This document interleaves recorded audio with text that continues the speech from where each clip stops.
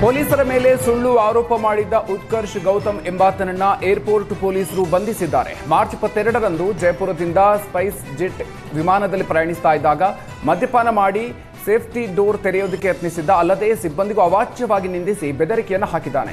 ಈ ಸಂಬಂಧ ಕೆಂಪೇಗೌಡ ವಿಮಾನ ನಿಲ್ದಾಣ ಠಾಣೆಗೆ ಸ್ಪೈಸ್ ಜೆಟ್ ಏರ್ಲೈನ್ಸ್ ಸಿಬ್ಬಂದಿ ದೂರು ನೀಡಿದ್ರು.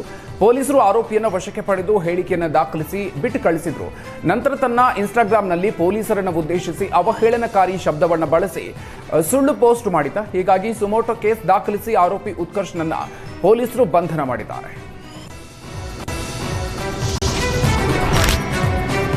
ಸರ್ಕಾರಿ ನೌಕರಿಯ ನಕಲಿ ಆದೇಶ ಪತ್ರ ತಯಾರಿಸುವ ವಂಚಕ ಜಾಲ ತುಮಕೂರಿನಲ್ಲಿ ಪತ್ತೆಯಾಗಿದೆ.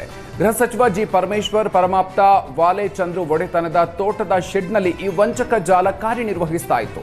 ಪರಿಸರ ಮತ್ತು ಅರಣ್ಯ ಇಲಾಖೆಯ ಪ್ರಧಾನ ಕಾರ್ಯದರ್ಶಿ ಮೀನಾಕ್ಷಿ ನೇಗಿ ಸಹಿ ಇರುವ ಅರಣ್ಯ ಇಲಾಖೆಯ ವಿವಿಧ ಹುದ್ದೆಯ ನಕಲಿ ನೇಮಕಾತಿ ಆದೇಶ ಪತ್ರಗಳನ್ನು 100ಕ್ಕೂ ಹೆಚ್ಚು ಉದ್ಯೋಗಾಕಾಂಕ್ಷಿಗಳಿಗೆ ನೀಡಲಾಗಿತ್ತು.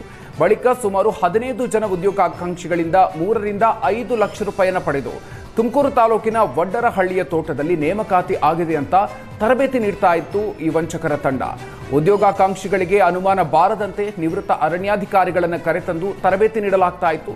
ದಾಳಿ ನಡೀತಾ ಇದ್ದಂತೆ ವಂಚಕರ ತಂಡ ಪರಾರಿಯಾಗಿದೆ.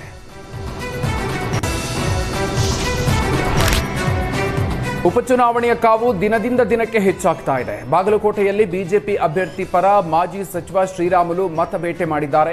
ಕಿಲ್ಲಾ ಏರಿಯಾದ ಗ್ರಾಮ ದೇವತೆ ಕೊತ್ತಲೇಶ್ವರ ದೇವಸ್ಥಾನದಲ್ಲಿ ಪೂಜೆ ಸಲ್ಲಿಸಿ ಕಿಲ್ಲಾ ಏರಿಯಾ ಅಂಬಿಗೇರ ಓಣಿಯಲ್ಲಿ ಮನೆ ಮನೆಗೆ ತೆರಳಿ ಬಿಜೆಪಿ ಅಭ್ಯರ್ಥಿ ವೀರಣ್ಣ ಚರಂತಿಮಠ ಪರವಾಗಿ ಶ್ರೀರಾಮುಲು ಮತಯಾಚನೆಯನ್ನು ಮಾಡಿದ್ದಾರೆ. ರಾಮುಲುಗೆ ಬಿಜೆಪಿ ಅಭ್ಯರ್ಥಿ ವೀರಣ್ಣ ಚರಂತಿಮಠ ಹಾಗೂ ನೂರಾರು ಕಾರ್ಯಕರ್ತರು ಸಾಥ್ ನೀಡಿದ್ದಾರೆ.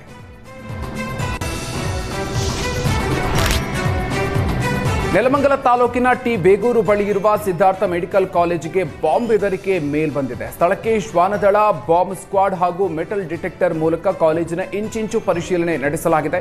ಸ್ಥಳಕ್ಕೆ ಎಸ್ಪಿ ಚಂದ್ರಕಾಂತ್ ಕೂಡ ಭೇಟಿ ನೀಡಿ ಪರಿಶೀಲನೆ ನಡೆಸಿದ್ದಾರೆ.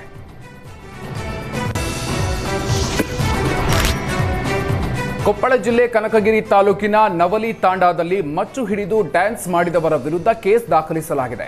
ಮಚ್ಚು ಹಿಡಿದು ಹೋಳಿ ಆಡಿ ಕುಣಿದಿದ್ದ ವಿಡಿಯೋ ವೈರಲ್ ಆಗಿತ್ತು. ಹೀಗಾಗಿ ಶಿವಕುಮಾರ್, ವೆಂಕಟೇಶ್, ಬಾಲಾಜಿ, ರಮೇಶ್ ಹಾಗೂ ವೆಂಕಟೇಶ್ ಹಿರಮನಿ ವಿರುದ್ಧ ರಮೇಶ್ ಹಾಗೂ ಅವರ ವಿರುದ್ಧ ಈಗ ಕನಕಗಿರಿ ಪೊಲೀಸ್ ಠಾಣೆಯಲ್ಲಿ ದೂರನ್ನ ದಾಖಲಿಸಲಾಗಿದೆ.